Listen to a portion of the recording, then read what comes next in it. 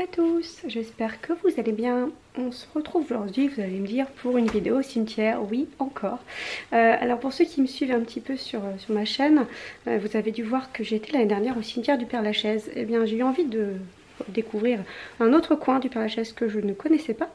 Donc voilà, j'y suis retournée pour la Toussaint, parce qu'à l'automne je trouve que c'est vraiment le plus beau moment. Et puis avec les décorations, les chrysanthèmes, etc., ça apportait vraiment quelque chose. Donc je voulais voir le cimetière à cette période. Donc voilà, j'y étais pour la Toussaint. Bien évidemment, il y a 2-3 petits phénomènes paranormaux. Donc moi j'entends des PVE, libre à vous de les entendre ou de ne pas les entendre. Les PVE sont très légers. On voit que ce n'est pas des voix humaines normales, puisqu'elles sont très proches, chuchotées près du micro, et ne correspondent pas à une phrase dans un contexte précis. Ça fait des mots comme ça qui sortent de nulle part, hein. Donc vous entendrez bien les caractéristiques des PVE qui ne sont pas des personnes. Alors c'était très difficile compte tenu du monde qu'il y avait de me retrouver dans des coins seuls, hein, mais vous allez voir que dans la majorité de ces vidéos je suis seule. Vous aurez une séquence assez collector aussi où je tombe dans une tombe, oui, c'est très cocasse, voilà, c'est très rigolo. Donc j'ai laissé la séquence parce que je me suis dit que ça vous ferait rire. Voilà, c'était difficile d'avoir un univers totalement silencieux, mais les PVE que j'ai captés sont à mon sens vraiment des PVE, puisque c'était à des moments où il n'y avait vraiment personne et ça correspond pas à des voix normales entre guillemets. Voilà, donc libre à vous de vous faire votre propre opinion évidemment. J'espère que ces jolis monuments et leurs petites et leurs détails architecturaux vous plairont. Et puis je vous laisse à la vidéo.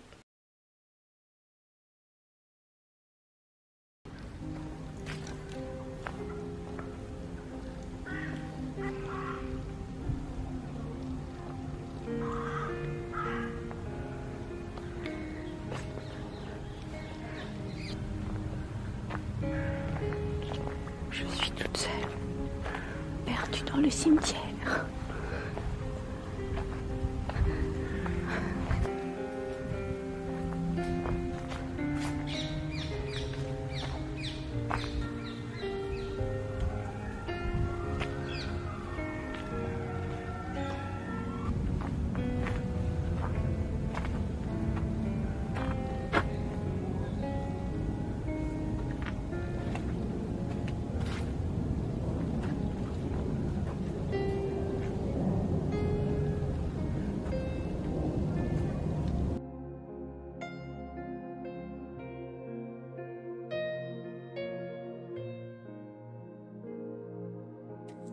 Mourir, c'est quitter l'ombre pour entrer dans la lumière.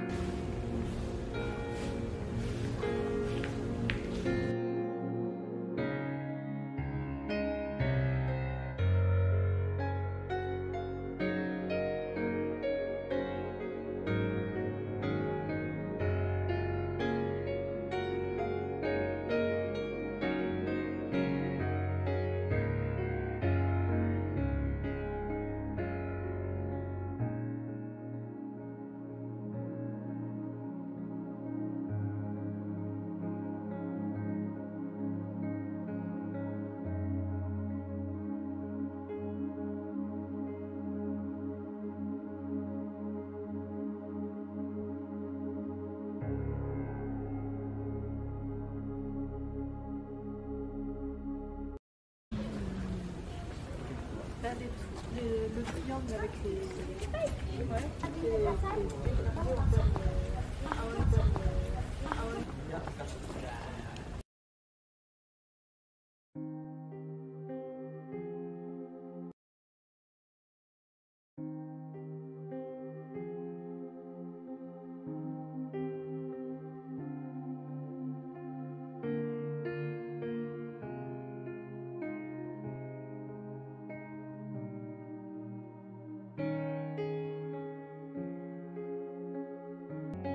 Je vais emprunter ces mots à Alphonse de Lamartine, qui célébrait les ruines et l'automne. Je suis d'un pas rêveur le sentier solitaire. J'aime à revoir encore, pour la dernière fois, ce soleil pâlissant dont la faible lumière perce à peine à mes pieds l'obscurité des bois. Oui, dans ces jours d'automne où la nature expire, à ses regards voilés, je trouve plus d'attrait. C'est l'adieu d'un ami, c'est le dernier sourire des lèvres que la mort va fermer pour jamais. Ainsi, prêt à quitter l'horizon de la vie, pleurant de mes longs jours l'espoir évanoui, je me retourne encore et d'un regard d'envie, je contemple ces biens dont je n'ai pas joui. Peut-être l'avenir me gardait-il encore un retour de bonheur dont l'espoir est perdu. Peut-être dans la foule une âme que j'ignore aurait compris mon âme et m'aurait répondu. La fleur tombe en livrant ses parfums aux zéphyrs. À la vie, au soleil, ce sont là ses adieux. Moi je meurs et mon âme au moment qu'elle expire s'exhale comme un son triste et mélodieux.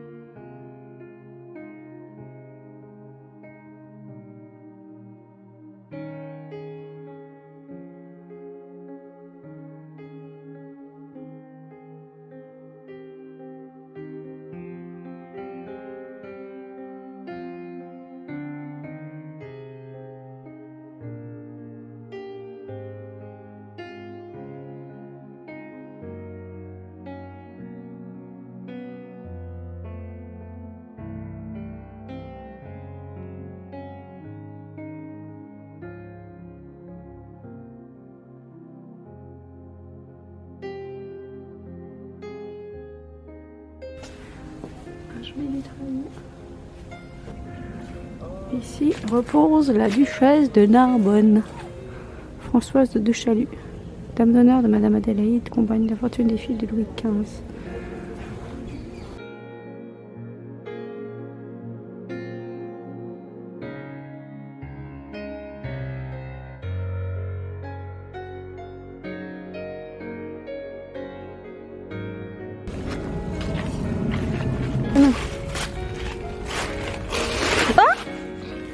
J'ai failli finir le pied dans la tombe.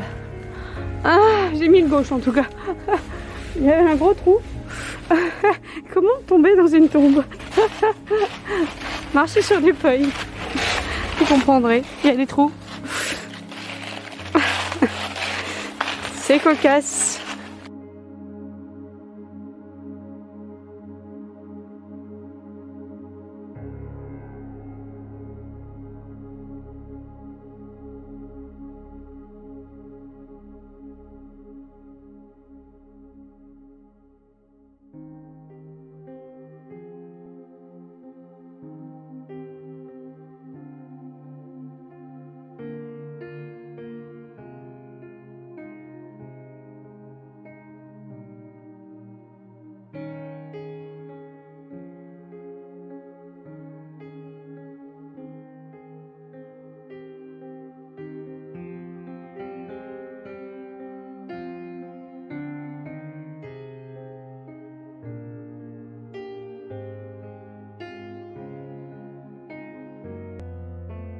Edmond About était un écrivain, journaliste et critique d'art français, membre de l'Académie française. Il est décédé en 1885.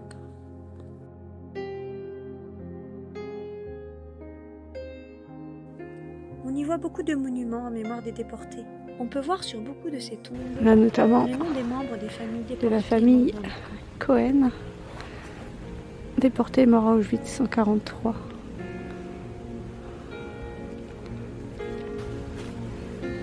Question à 1000 €. Est-ce qu'il importe aux défunts d'avoir une belle tombe ou c'est pour la famille qu'on fait une belle tombe? Qu'est-ce qu'on en pense dans les commentaires? Antranik, un héros national arménien.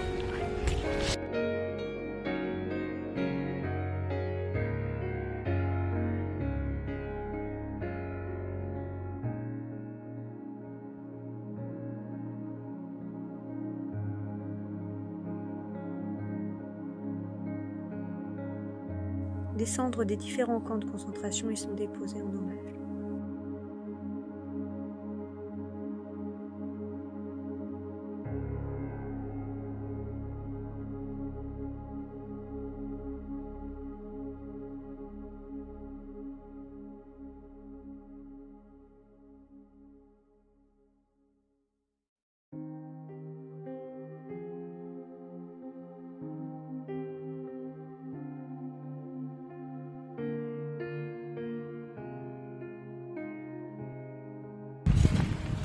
Ça est déporté du convoi 73. 878 hommes juifs déportés de Drancy, en Lituanie et en Estonie. 22 sont venus.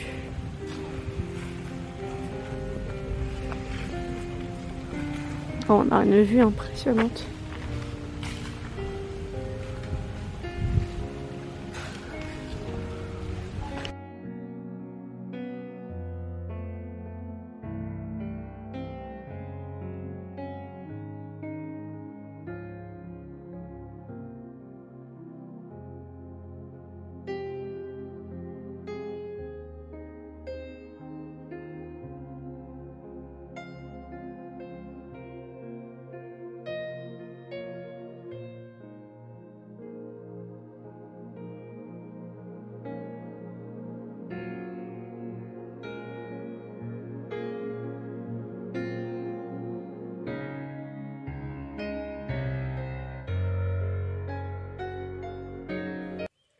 Éluard, de son vrai nom Eugène Grindel, était un poète français, pilier du surréalisme.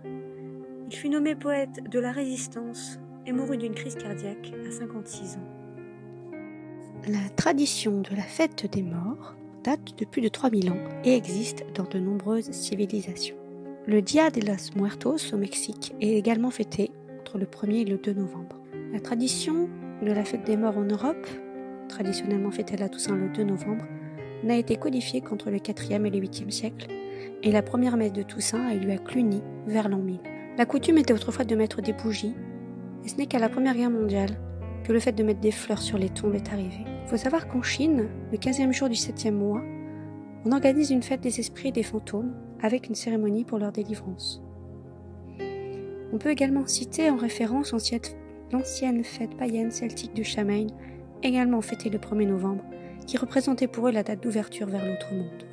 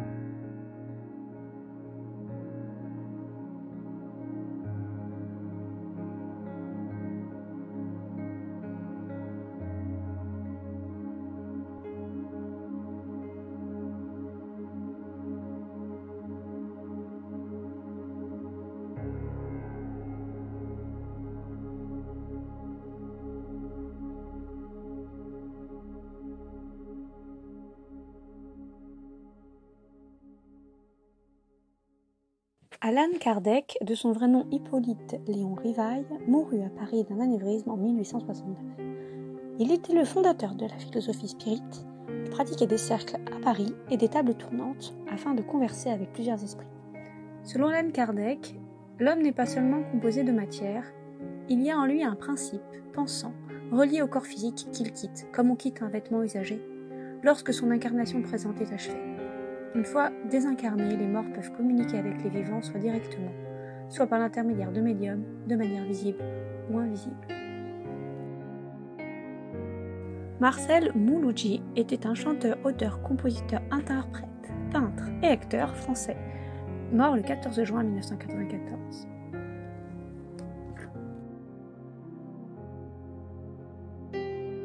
J'aime beaucoup ces tombes de deux âmes qui sont réunies jusque dans la tombe.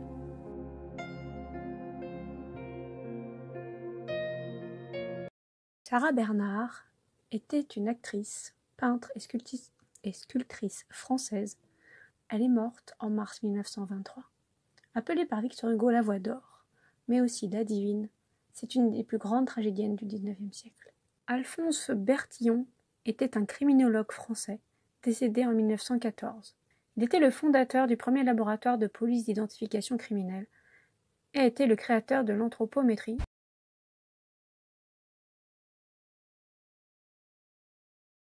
Et voilà, la vidéo est à présent terminée. J'espère qu'elle vous a plu. N'hésitez pas à me laisser des commentaires sous la vidéo. Et moi je vous dis à très bientôt pour une prochaine vidéo. Ciao!